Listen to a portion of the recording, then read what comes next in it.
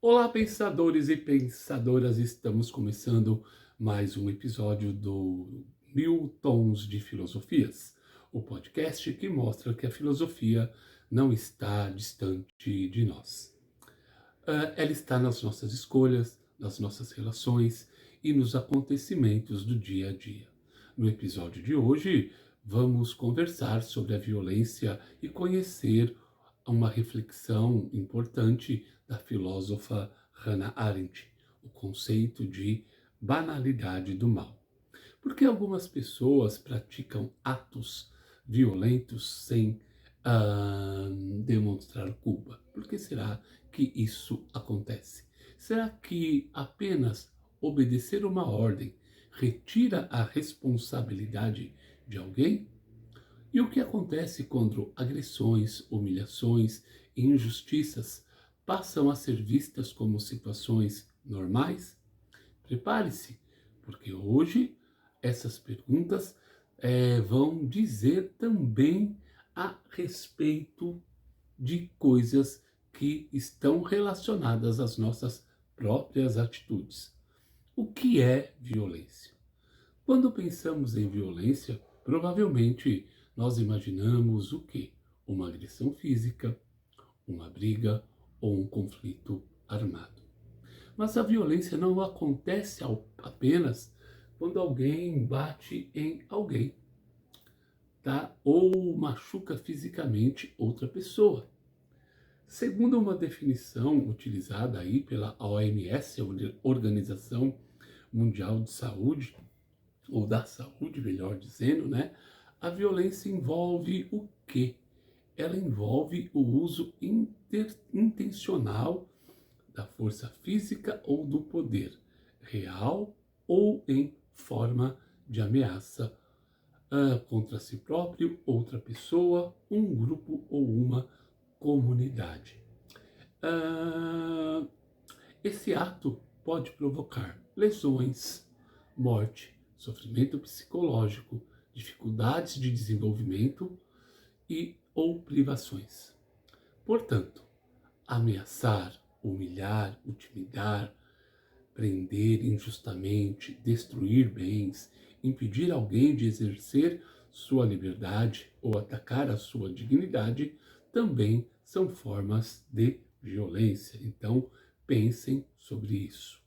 Mas será que podemos dizer que um terremoto ou um tsunami são violentos? Esses acontecimentos podem causar destruição e morte, mas existe uma diferença fundamental.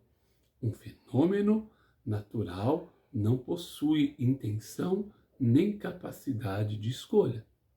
Já as pessoas podem avaliar suas ações e decidir como agir, tá? Então vamos lá.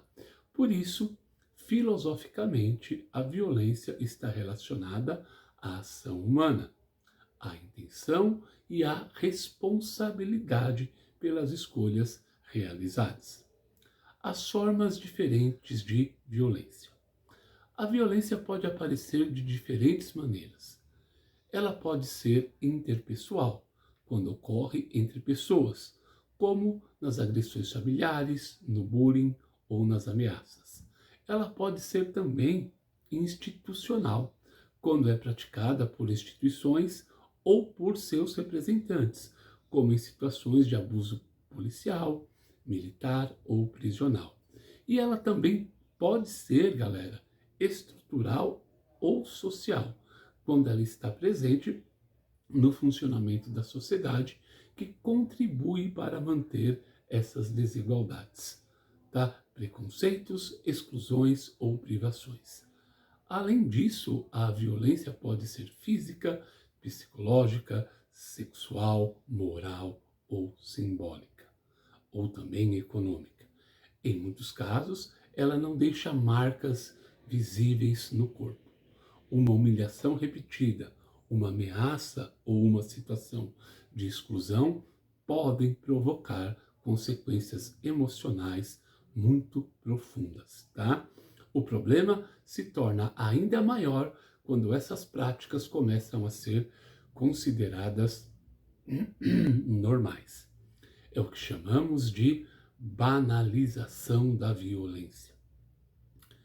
Isso acontece quando xingamentos, agressões, preconceitos, humilhações deixam de causar indignação e passam a ser tratados como brincadeira, exagero da vítima ou parte natural da vida. Como eu falo com vocês em sala de aula, o tal do preconceito recreativo, humilhação recreativa, né? Então, seguindo aí, isso acontece, né? De forma muito comum e vocês percebem isso em sala de aula e no cotidiano de vocês.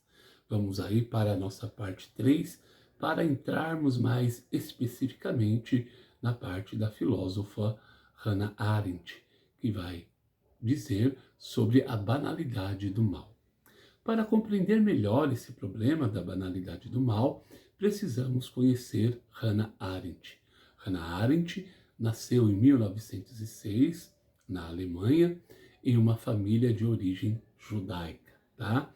Ela acompanhou ali na sua vida a ascensão do nazismo, sofreu perseguição e precisou deixar o seu país.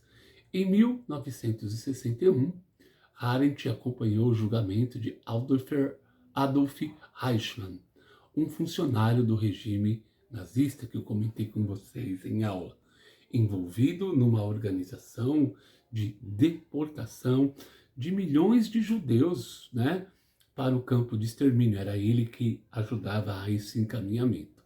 Arendt esperava encontrar um homem monstruoso, tomado pelo ódio e pela crueldade, né? No livro que ela escreve, Eichmann em Jerusalém. No entanto, encontrou alguém de aparência comum, que se apresentava como um funcionário obediente e afirmava estar apenas cumprindo ordens. A partir dessa experiência, Hannah Arendt formulou a expressão banalidade do mal. Mas atenção, galera, ela não estava dizendo que o Holocausto foi banal, comum ou sem importância. Pelo contrário, ele tratava-se de um acontecimento extremamente grave e cruel. O que poderia parecer banal era a maneira como uma pessoa comum participava do mal sem refletir profundamente sobre aquilo que estava fazendo. Eichmann, né, procurava apresentar-se como uma pessoa ou como uma peça de uma máquina burocrática. Ele seguia apenas as regras, organizava documentos, obedecia seus superiores sem questionar as consequências humanas de suas ações. Para Arendt, esse comportamento revelava um perigo. O mal pode ser praticado não somente por pessoas consideradas monstruosas, mas também, galera, por indivíduos comuns que deixam de pensar criticamente, de julgar suas atitudes, de reconhecer a humanidade das outras pessoas. Pensamento crítico e responsabilidade. A reflexão de Hannah Arendt nos mostra que obedecer uma ordem não elimina a responsabilidade individual. Frases como todo mundo fazia, mandaram que eu fizesse e eu estava seguindo as regras, isso não é problema meu, podem ser utilizadas e fugir da responsabilidade. Pensar criticamente significa questionar: essa ordem é justa? Minha atitude prejudica alguém? Estou respeitando a dignidade de outras pessoas? Eu aceitaria o mesmo tratamento? Enfim, tá? Tenho coragem de discordar quando percebo uma injustiça? Para Arendt, pensar não é apenas acumular conhecimentos. Pensar é interromper o comportamento automático, analisar nossas escolhas e considerar suas consequências.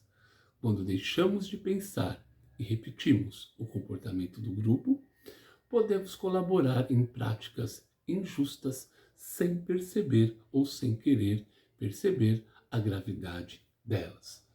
A banalidade do mal e o nosso cotidiano. O conceito de banalidade do mal também pode nos ajudar a analisar os problemas atuais, como o bullying, o cyberbullying e o preconceito dos discursos de ódio. Imagine que uma pessoa publique uma fotografia humilhante de um colega e outra pessoa compartilha. Algumas colocam emojis de risada, outras percebem a crueldade e permanecem caladas. Quem é responsável? Somente a pessoa que iniciou a agressão? Aqueles que compartilharam, incentivam ou se divertem também, ajudam a ampliar o sofrimento? E até mesmo a indiferença pode contribuir para que a violência continue, principalmente quando alguém poderia pedir ajuda ou denunciar a situação com segurança.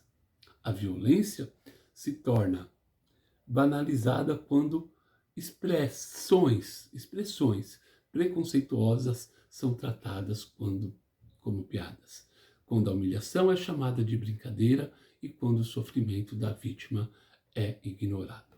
Combater essa realidade não significa responder à violência com mais violência.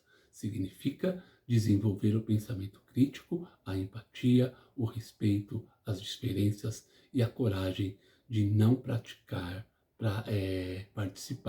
né, de práticas injustas. Agora, para refletir, agora pense aí por alguns segundos.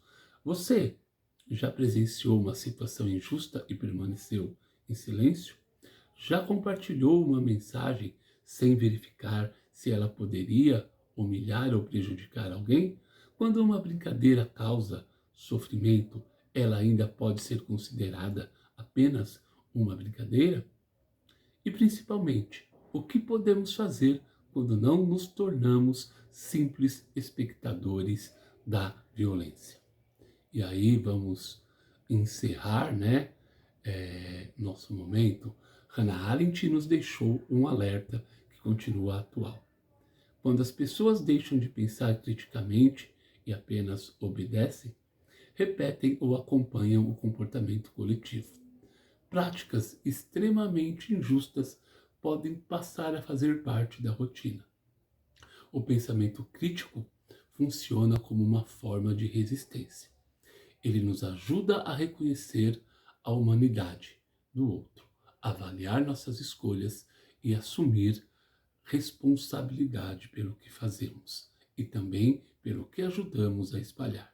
Combater a banalização da violência começa nas pequenas atitudes.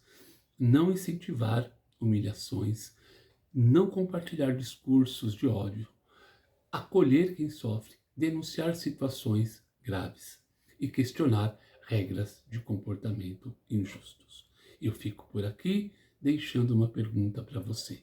Em quais situações do cotidiano precisamos parar de apenas seguir os outros e começar a verdadeiramente a pensar? Esse foi mais um episódio do 1000 Tons de Filosofias.